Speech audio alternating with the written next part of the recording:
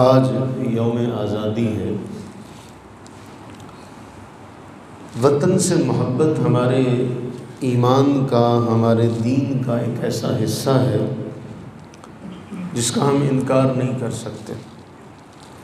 نبی صلی اللہ علیہ وآلہ وبارک وسلم کے اسوہ حسنہ سے ہمیں یہ سبق ملتا ہے، ہمیں یہ تعلیم ملتی ہے کہ نبی صلی اللہ علیہ وآلہ وبارک وسلم جب مدینہ طیبہ تشریف لاتے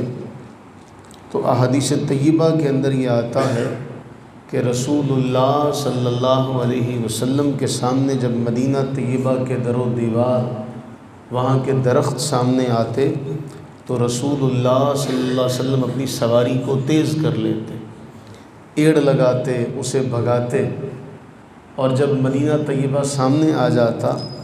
تو حدیث میں آتا ہے، آپ علیہ السلام فرماتے یہ طابہ ہے، طیبہ یہ طابہ ہے، پاکیزہ ہے یہ جگہ، یہ احد پہاڑ ہے،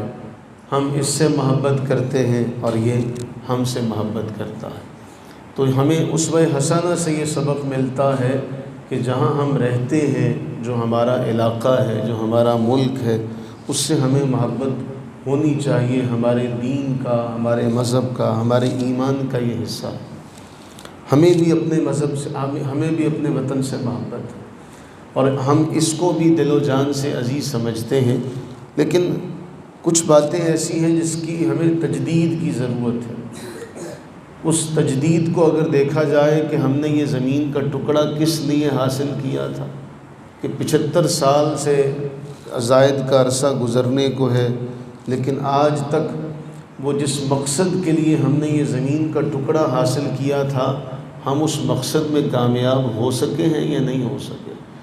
ہم نے اسلامی نظام کے لیے، اسلامی تعلیم کے لیے، اسلام کے نفاذ کے لیے یہ ٹکڑا زمین کا حاصل کیا تھا، آج تک یہاں سود ختم نہیں کیا جا سکا۔ کیا آزادی منا لینا کہ چند لوگ اکٹھے ہو جائیں اور وہ ہلا گلا کر لیں، کیا اس کو تو آزادی کا نام نہیں دیا جا سکتا؟ اس کا ایک بہت گہرا ایک سبق ہے، ایک بہت گہرا مقصد ہے، اور وہ مقصد کا ایک تعلق ہے ہمارے حکمران طبقے کے ساتھ، اس حکمران طبقے کے ساتھ جس کی ذمہ داری یہ تھی کہ عوام الناس کو وہ ساری سہولیات فراہم کرتا، چونکہ وہ عوام کی ماں کا ایک اثر لیے ہوئے، کیونکہ ریاست کہتے نا کہ ماں جیسی ہوتی ہے، تو وہ جو عوام کے ماں اور باپ ہیں، حکمران طبقہ یا جو مقننہ ہیں یا جو حکومت کرنے والا طبقہ ہے یا جو بااثر طبقہ ہے، اس میں وہ تمام لوگ شامل ہیں، بیوروکریٹ ہوں، ٹیکنوکریٹ ہوں، جتنے بھی لوگ ہیں وہ سب کے سب شامل ہیں۔ ان سب کی ذمہ داری یہ تھی کہ اس ملک کے رہنے والوں کو قانون سستا فراہم ہوتا،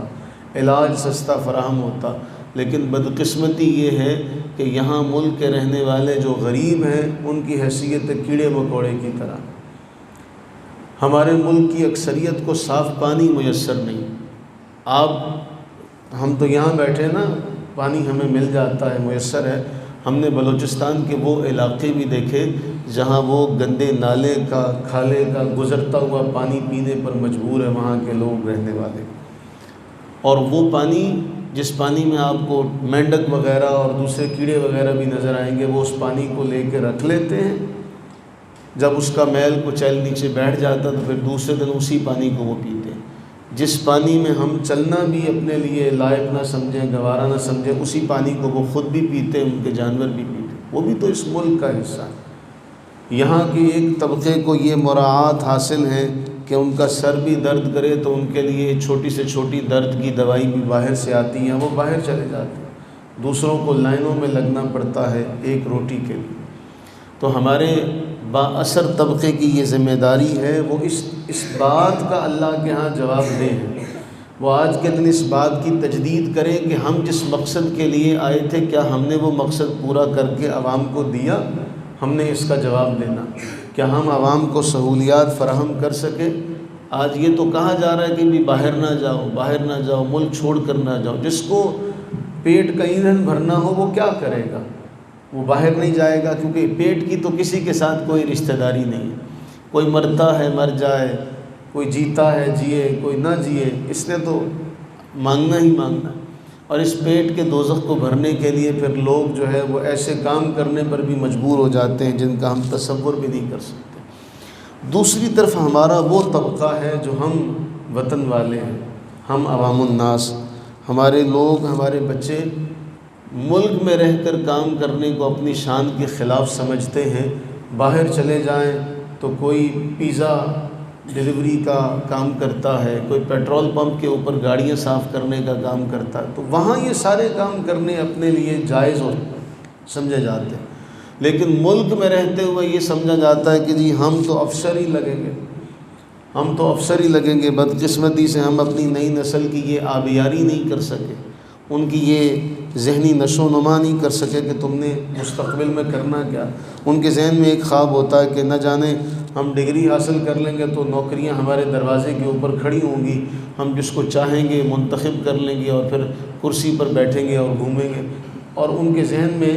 یہ خواب سجائے وہ جب کئی سال گزر جاتے ہیں اور جب وہ فارغ ہوتے ہیں تو دیکھتے ہیں کہ در بدر کے دھکے اور پھر وہ دل برداشتہ ہو جاتے ہیں۔ تو ہمیں دوسری طرف سے ہمارے جو نوجوان نسل ہے اس کے طبقے کو بھی یہ سمجھانا، یہ سمجھنا ضروری ہے کہ ہم نے بھی اپنی ذمہ داریوں کو صحیح طور پر ادا نہیں کیا۔ رہ گئی بات کرپشن کی، تو ہمارے ہاں عام ہے، میڈیسن بیچنے والے ہوں، دوائیاں دینے والے ہوں، فروٹ بیچنے والے ہوں، جتنے بھی لوگ ہیں، ایک ریڑھی والے سے لے کے ایک مارٹ تک، اس ساری کی ساری چین میں آپ کو اکثریت لوگ ایسے نظر آئیں گے جو دوسروں کی جیبوں کے اوپر نظر رکھتے ہیں، جن کا مطمع نظر یہ ہوتا ہے کہ دوسرے کی جیب خالی ہو جائے، مجھے سب کچھ مل جائے، اور پھر اس کے بعد بھی ہم کہلاتے ہیں کہ ہم زندہ قوم۔ اللہ سے یہ دعا کریں کہ اللہ تعالی ہمیں آزادی کے مقصد کو جاننے کی، سمجھنے کی توفیق عطا فرمائے۔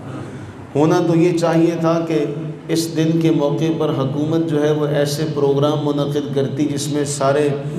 اہل سنجیدہ طبقے کو بٹھایا جاتا، اور بٹھا کر دانشوروں کو بٹھا کر امت کے سامنے، قوم کے سامنے یہ مقصد رکھا جاتا کہ ہم نے کیا حاصل کیا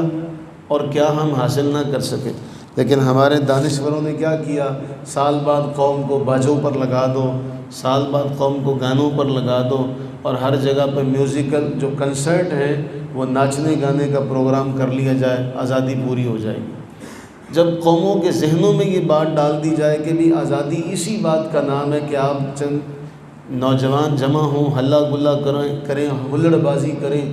موٹر سائیکل کی بنسری نکال لیں اور ہوٹنگ کریں، اس کو آزادی کہتے ہیں، تو پھر آزادی تو پھر کہیں دب کے رہ گئی۔ اور وہ جو لاکھوں جانیں ہم اس ملک کے حصول کے لیے قربان کر کے آئے ہیں، ان کی روحیں تڑپتی ہوئی ہم سے سوال کرتی ہوں گی کہ کیا ہم نے اس مقصد کے لیے اپنی جانوں کے نذرانے پیش کیے؟ کیا اس مقصد کے لیے ہم نے اپنی جانیں دی تھی؟ ہماری وہ مائیں، بہنیں، بیٹیاں جنہوں نے اپنی عزتیں بچانے کے لیے کنوؤں میں چھلانگیں لگا دی، اپنی جانوں کے نذرانے پیش کیے، اور جن کے جسموں کو کاٹ کاٹ کر سجا کر ہندوؤں نے رکھا تھا کہ دیکھو یہ ہے تمہاری آزادی میں جو تم نے قربانیاں دی ہیں، یہ ہے تمہاری مائیں بہنیں، تو وہ ہم سے کل سوال نہیں کریں گے تم نے کیا کیا؟ تم 75 سال گزر جانے کے بعد اس میں وہ دین ہی نافذ نہ کر سکے، تو کہاں کا وہ ڈنڈا اور کہاں کا وہ قانون جو صرف غریب کے لیے اٹھتا ہے اور دین کے نفاذ کے لیے نہیں اٹھتا؟ تو پھر ایک دن ہم سب نے احکم الحاکمین کے حضور حاضر ہوتا۔ عربی زبان کا ایک شعر ہے نا کہ یہ فسوف تری اذ انکشفت الغبار، یہ تھوڑی ہی دیر ہے، یہ غبار چھٹ جائے گا، اس کے بعد پتہ چلے گا کہ تو پیدل ہے یا تو سوار ہے، اور پھر اللہ تعالیٰ کا دربار ہوگا۔ کلکم راع وکلکم مسئول عن رعیتہ، تم سارے کے سارے حاکم ہو، تم سب سے تمہاری رعایا کے بارے میں سوال کیا جائے گا، ہم سے بھی سوال ہوگا، ہم سے بھی سوال ہوگا، سب سے سوال ہوگا، سب اپنے اپنے سوالوں کے جواب دیں گے۔ اللہ سے دعا کریں اللہ تعالیٰ اس ملک کو سلامت رکھے۔ کیوں؟ دنیا کے نقشے پر یہ وہ ٹکڑا ہے جس کا حصول خالصتاً دین کے حصول کے لیے، دین کے نفاذ کے لیے، دین کے نام پر کیا گیا، اس کے پیچھے کچھ اور نہیں تھا، صرف اور صرف اسلامی تشخص تھا۔ اللہ کرے یہ ٹکڑا سلامت رہے اور جس مقصد کے لیے ہم نے اس ٹکڑے کو، ہمارے بڑوں نے اس ٹکڑے کو حاصل کیا، قربانیاں دی، اللہ تعالی ہمیں ان کی قربانیوں کو از سر نو نئی نسل کے سامنے بیان کرنے کی، ان کے سامنے اجاگر کرنے کی توفیق عطا فرمائے، اور ہم سب کو اس ملک کی ترقی میں اپنا حصہ ڈالنے کی توفیق عطا فرمائے۔ پاکستان زندہ باد، پاکستان پائندہ باد۔